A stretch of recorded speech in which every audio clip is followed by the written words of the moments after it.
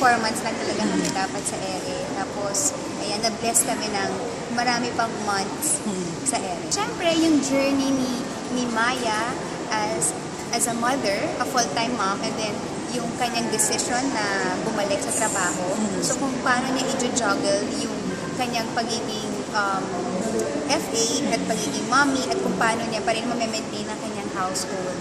So, yun yung journey na yun. And of course, yung journey pa ng ibang mga characters kasi may mga bagong pumasok na rin. Hahaba talaga yung show o meron na tayong tinitignan na ending?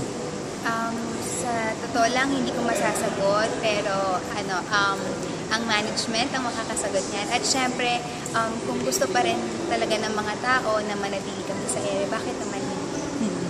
Pero Jody, you're still enjoying the show at okay sa'yo na humaba pa ang show? Ay, oo naman. Ang Be Careful With My Heart ay blessing para sa aming lahat. And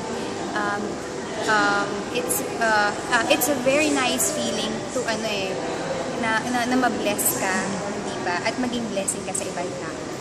Meron tayong abangang concert? Ano yun? Yes, ang I Heart You Too, ang Be Careful With My Heart Anniversary Thanksgiving Concert. So, mangyayari po yan sa Araneta Coliseum sa July 25. Yun. So, lahat po ng cast sa Be Careful With My Heart nandoon po.